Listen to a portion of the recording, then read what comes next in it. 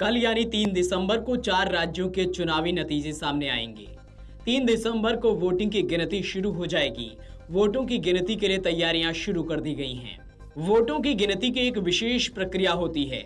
हर जिले में एक बड़ा मतगणना केंद्र होता है, जहां ईवीएम के जरिए वोटों की गिनती होती है। वोटों की गिनती के दौरान चुनाव आयोग इस बात पर खास नजर रखता है कि पूरी प्रक्रिया पारदर्शी हो और किसी भी तरह की कोई गलती ना हो। अब हम आपको वोटों की गिनती के लिए प्रोटोकॉल के बारे में बताते हैं। लोक प्रतिनिधित्व अधिनियम 1951 की धारा 128 और 129 के अनुसार मतगणना से संबंधित जानकारी को गुप्त रखना बहुत जरूरी है। वोटों की गिनती से पहले इस बात की सारी जानकारी सामने नहीं आती है कि कौन से अधिकारी किस विधानसभा क्षेत्र की गिनती कितने टेबल पर करेंगे। सभी अधिकारियों को सुबह 6 बजे तक मतगणना केंद्र पर पहुंचना होगा। इसके बाद जिले के मुख्य निर्वाचन अधिकारी और मतगणना केंद्र के रिटर्निंग अधिकारी पर्यवेक्षकों और कर्मचारियों को हॉल नंबर और टेबल नंबर आवंटित करते हैं। किसी एक काउंटिंग हॉल में काउंटिंग के लिए 14 टेबल और रिटर्निंग ऑफिसर के लिए 1 टेबल होती है। किसी भी हॉल में 15 से अधिक टेबल लगाने का नियम नहीं है। हालांकि विशेष परिस्थिति में मुख्य निर्वाचन पदाधिकारी के आदेश पर टेबलों की संख्या बढ़ाई जा सकती है। अब हम आपको बताते हैं कि आखिर वोट कैसे गिने जाते हैं। वोटों की गिनती 3 दिसंबर को सुबह 8 बजे शुरू होगी। इससे पहले रिटर्निंग ऑफिसर और सहायक रिटर्निंग ऑफिसर वोटों की गोपनीयता बनाए रखने की शपथ लेते हैं।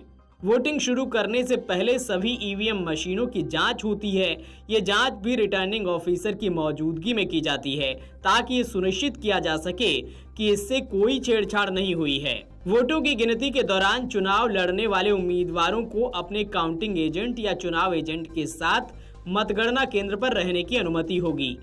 मतगणना एजेंट वोटों की गिनती की पूरी प्रक्रिया पर नजर रखते हैं। सबसे पहले पोस्टल बैलेट वोटों की गिनती होगी, उसके बाद ईवीएम वोटों की गिनती शुरू होगी। सभी प्रकार की मतगणना के दौरान रिटर्निंग अधिकारी मौजूद रहेंगे। अगर वोटों की गिनती के दौरान ईवीएम क्षतिग्रस्त हो जाती है या वीवीपैट पर्चियों में कोई गड़बड़ी पाई जाती है, तो चुनाव की निगरानी कर रहे रिटर्निंग ऑफिसर तुरंत चुनाव आयोग को सूचित करते हैं। मतगणना के दौरान गड़बड़ी की स्थिति में मामले की गंभीरता पर निर्भर करेगा कि चुनाव आयोग क्या फैसला लेगा। अगर मामले का अध्ययन करने के बाद चुनाव आयोग को कोई बड़ी गलती या कमी नहीं मिलती है, तो वह प्रक्रिया जारी रखने को कहेगा, और अगर कोई गंभीर कमी या गलती पाई जाती है तो चुनाव आयोग इसे खारिज कर देगा और दोबारा चुनाव कराने का आदेश देगा। अगर वोटों की गिनती बिना किसी गड़बड़ी की शिकायत के और चुनाव आयोग के निर्देश के बिना खत्म हो जाती है, तो रिटर्निंग ऑफिसर वोटों की गिनती पूरी होने के बाद नतीजे घोषित करेगा। Video desk, Amar Ujala.